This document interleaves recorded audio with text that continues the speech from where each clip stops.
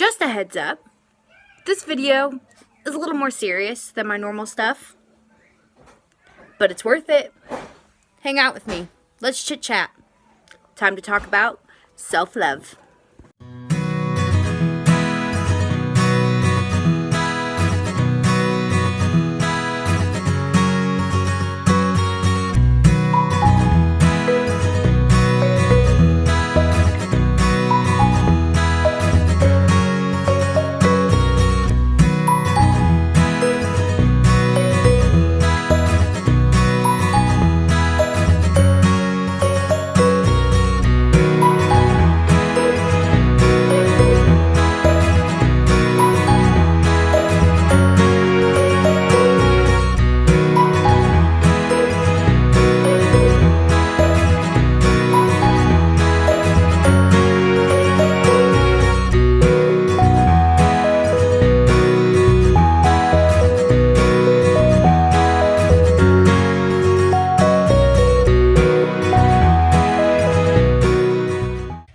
Hey everyone, welcome back to my channel.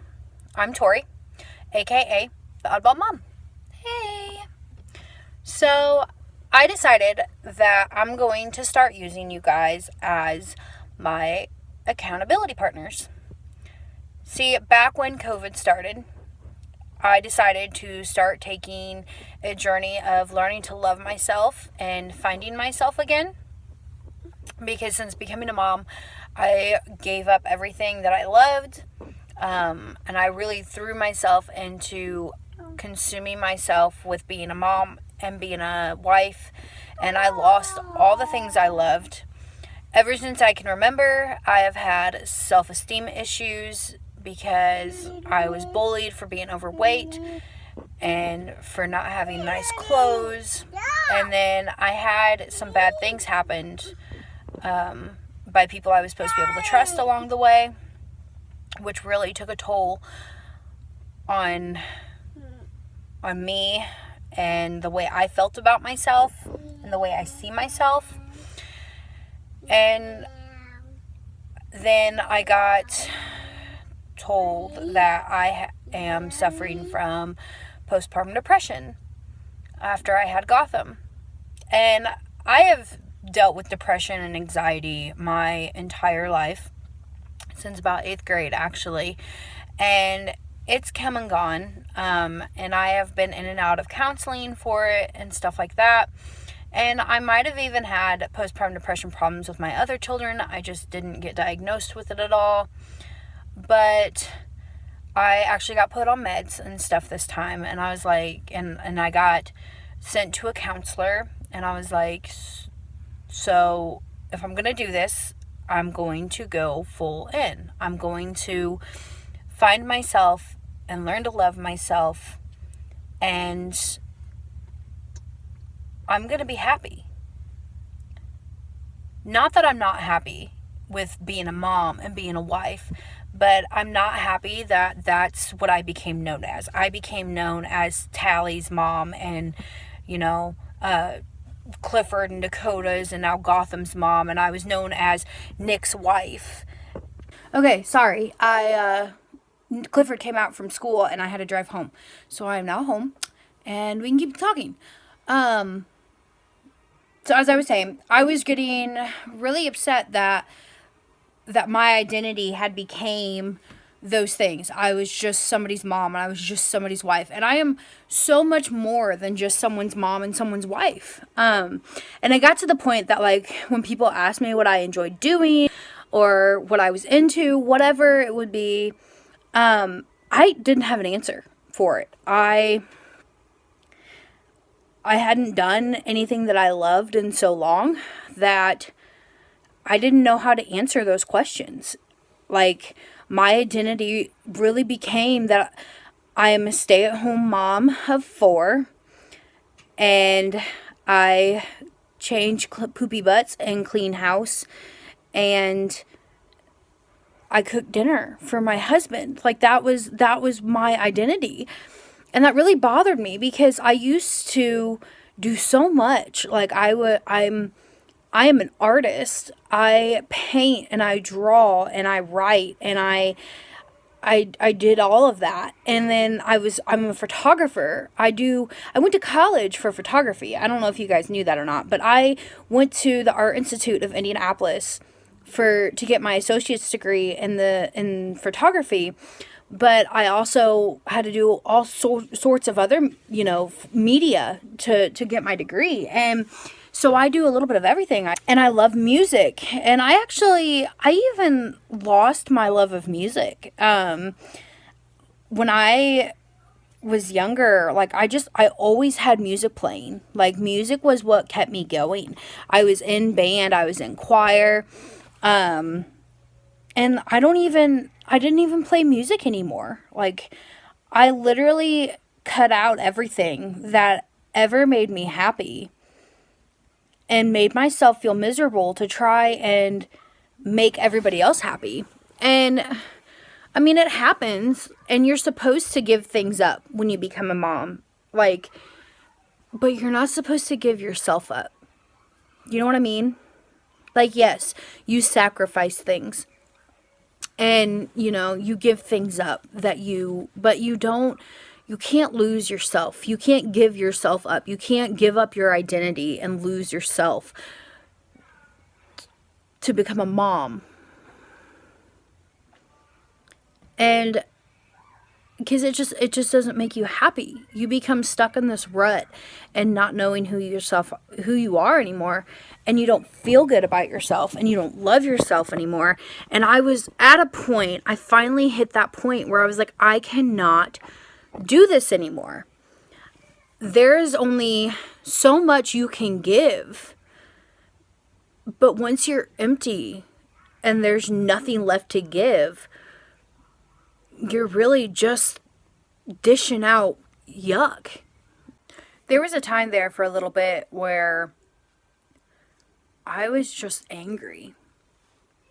And, I had no reason to give up any of this. Like, nobody forced me to give up the things I love. Nick didn't come in and be like, oh, you gotta quit doing this. No, like, none of that happened. Honestly, the only reason I did it was because I felt like I had to form myself into what society thinks is a good mom. And I don't know why I did it. I don't know why I do that to myself. I am very hard on myself when it comes to things like that. But in my head, like, I've already failed so much that I didn't want to fail my kids. I didn't want to fail as a mom. I didn't want to screw my kids up. So I tried to push myself to be this good mom, but, this perfect mom. But there's no such thing as a perfect mom. I mean, honestly, the perfect mom in my head should have been someone that their kids are happy and fed and taken care of and shown love and disciplined when needed to be, and somebody that's happy. At the end of the day, I feel like if everybody is happy, including yourself, if you are happy, if your kids are happy, if your husband is happy, then you are doing a perfect job. You are doing a great job. But I didn't look at it like that. I was looking at it that I had to change my style. I had to change my personality. I had to stop doing everything I loved and focus solely on the kids and what they want to do and what they need. And I changed. I majorly changed. And it put me in a funk for quite a while. Which, of course, took a toll on my relationship with my husband, because I'm there for a while. I felt bad leaving my kids with a sitter to go do something I wanted to do or that we wanted to do. So date nights became slim to none. And the only time I would take my kids somewhere was when we needed to run to do errands or something like that. It wasn't anything fun. It wasn't anything that added to our relationship. It was literally, we were just parents. And I wanted so much more than that with my husband. And I think after having kids, all couples kind of go through that. But I think ours went on a little bit extra long. Like, it should have been handled a long time ago. And it took me so long to realize that I'm not a bad mom for going out on a date with my husband. I'm not. And neither are you. I am not a bad mom for wanting to show my husband that I love him. And that I want to spend time with him. And that I need him for more than just his money that he's going to make every day. It's not fair to him that I checked out and just became a mom. It's not fair to me that I checked out and just became a mom. And so everybody was getting affected by me trying to be this perfect mom. And that's not how it's supposed to be.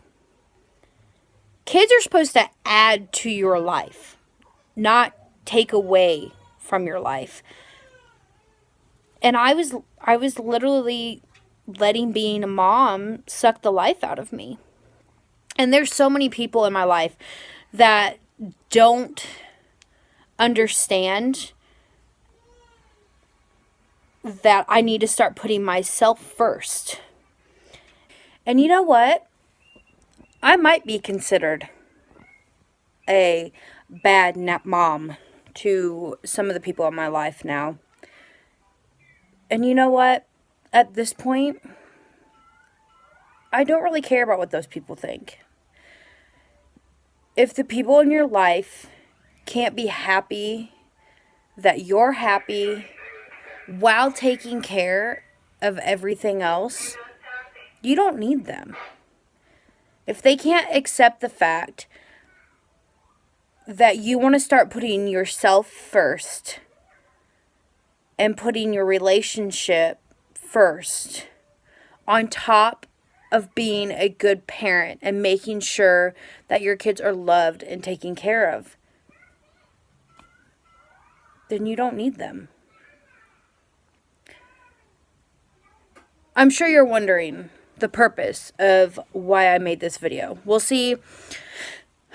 The past month or so, I have not done very well at keeping on top of my self-love journey due to the kids going in and out of school so much and all that. So I figured that if I involve you guys, that it'll keep me accountable for staying on track. And I could possibly help some other mommies out there as well. So, who's out there that is ready to start loving themselves? Raise your hand. I'm just kidding. I can't see you. But nonetheless, if you are a mom like me, no matter if you have 1 child or 10 children, you deserve to love you. You deserve to put yourself first. You deserve to take care of yourself as well. You deserve to be a little bit selfish. You deserve to be happy. So I'm going to start off with the first piece of homework I was given from my counselor. Every morning and every night, I want you to go to the mirror and look at the person standing in it. Do you recognize her? Do you like what you see? Well, it's time to start. It is time to start recognizing yourself. It is time to start loving yourself. It is time to start finding yourself beautiful. Because in those children's eyes, you are beautiful. You are amazing. You are their whole world. And if you have a significant other, I'm sure they feel the same exact way. And it's time for you to start seeing yourself that way too. So at night and in the morning, go to that mirror, look yourself up and down, and then look yourself in the eye and say, I am beautiful. I am strong. I am smart.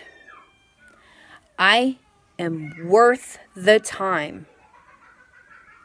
I deserve to be happy. I am just as sexy and attractive as anyone else. And once you start doing that every day, you'll start to believe it. It's kind of crazy how it works. So I'm going to check in next week, and I'm going to see how everything is going. But please comment below, down there, if you're willing to do this self-love journey with me. I'm very excited to have you as my accountability partner. So here we go. Are you ready for this adventure? It's time to start putting yourself forward, mama. Thank you so much for hanging out with me and talking with me. Don't forget to subscribe below. And don't forget to hit that bell wherever it's at so you get notifications of my next videos, because you don't want to miss the next self-love video. How are you going to keep doing this journey with me?